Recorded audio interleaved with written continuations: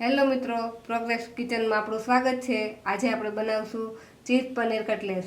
તેના માટે જોઈશે 200 ગ્રામ પનીર, 50 ગ્રામ ચીઝ, કોબીજ, કેપ્સિકમ, ગાજર અને તીખા મરચાં અને એક બાફેલું બટાકું। આ બટાકું ઓપ્શનલ છે, તમારે નાખવું હોય તો નાખી શકો અને ન નાખવું હોય તો ચાલે। 1 ચમચી ચીલી ફ્લેક્સ, 1 ચમચી ઓરેગાનો, થોડોક પીઝા મિક્સ અને મરી પાવડર। હવે આપણે એક પેન લઈ લેશું, તેમાં 2 ચમચી જેટલું ઓઇલ નાખીશું।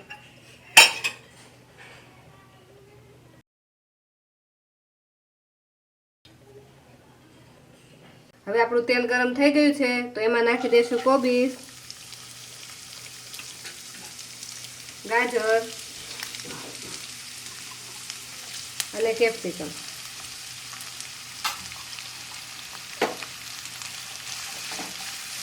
આ બધાને સારી રીતે મિક્સ કરી દઈશું, જેથી અમારે એનું પાણી બળી જાય।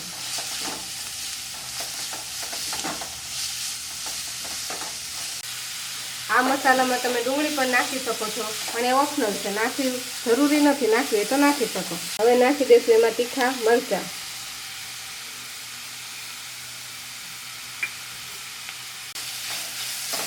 હવે આપણો આ મસાલો 2 મિનિટ સુકળાઈ ગયો છે। હવે આમાં નાખશું આપણે થોડુંક મીઠું।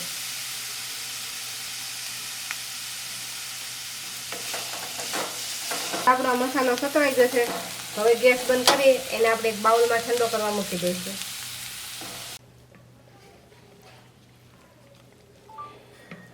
હવે આપણો વેજીટેબલ ઠંડુ થઈ ગયું છે। હવે એમાં આપણે બધું એડ કરી દઈશું। તો પહેલાં નાખીશું એમાં પનીર,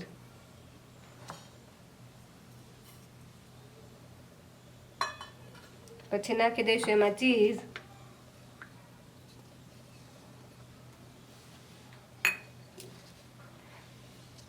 એમાં ખમણેલું બટાકું,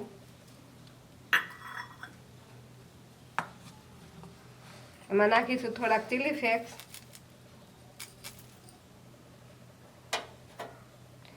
પીઝા મિક્સ અને ઓરેગાનો। થોડોક નાખીશું મરી પાવડર,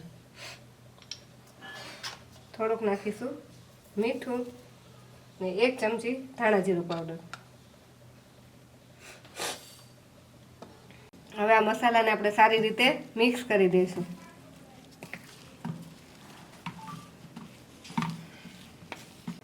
આપણો મસાલો રેડી થઈ ગયો છે, તો હવે એમાંથી આપણે થોડો થોડો મસાલો લઈ અને આ રીતે નાની નાની પેટીસ વાળવાનું શરૂ કરશું।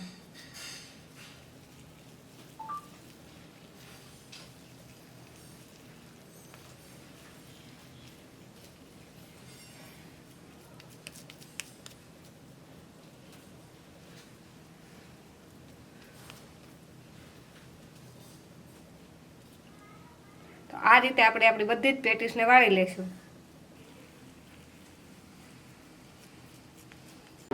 હવે આપણી બધી પેટીસ તૈયાર થઈ ગઈ છે, તો હવે પેટીસને ડીપ કરવા માટે આપણે સ્લરી બનાવીશું।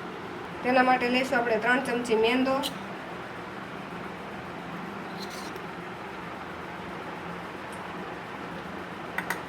થોડું મીઠું અને થોડોક ચીલી ફ્લેક્સ। આ બધાને આપણે સારી રીતે મિક્સ કરી દઈશું।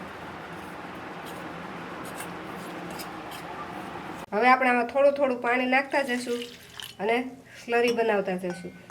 આમાં એક સાથે પાણી નથી નાખી દેવાનું, થોડું થોડું પાણી નાખવાનું। એક સાથે પાણી નાખી દઈશું તો અંદર લમ્સ પડી જશે।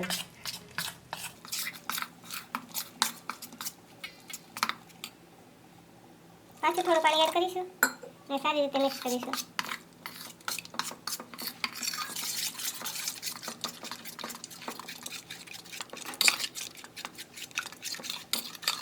હવે આપણે આ સ્લરી તૈયાર થઈ ગઈ છે, એની કન્સિસ્ટન્સી આવી રાખવાની છે, બહુ ઘાટી નથી રાખવાની।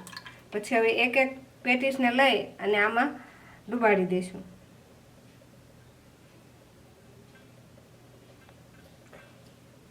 પછી એની વધારાની સ્લરી બધી નીતરી જવા દઈશું। પછી આપણે લીધા છે બ્રેડ ક્રમ્સ, જેમાં આ પેટીસને મૂકી દઈશું અને એના ઉપર આપણે બ્રેડ ક્રમ્સ લગાવી દઈશું।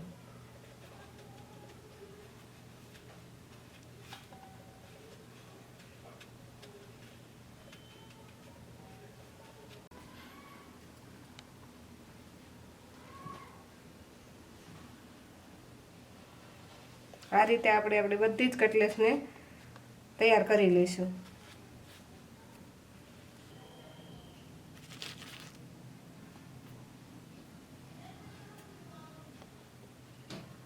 હવે આપણે બધી કટલેસ રેડી થઈ ગઈ છે. તો આને આપણે સેટ થવા માટે 5 મિનિટ માટે ફ્રીજમાં મૂકી દઈશું. આપણી કટલેસ સેટ થાય ત્યાં સુધી આપણે તેલ ગરમ કરવા મૂકી દઈશું. ગરમ થઈ ગયું છે તો એમાં આપણે બધી પેટીસ તળી લઈશું.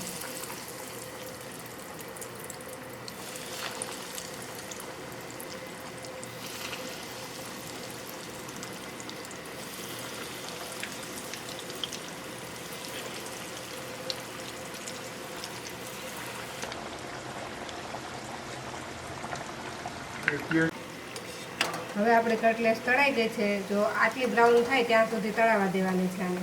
અને કટલેસ તેલમાં નાખતાની સાથે જ આપણે તેને હલાવવાની નથી. 2 મિનિટ માટે રહેવા દેવાની, પછી જ હલાવવાની.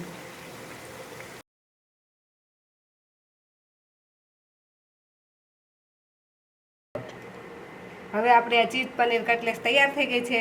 તો તમે જોઈ શકો છો કે ઉપરથી કેટલી ક્રન્ચી બની છે અને અંદરથી કેટલી સોફ્ટ છે.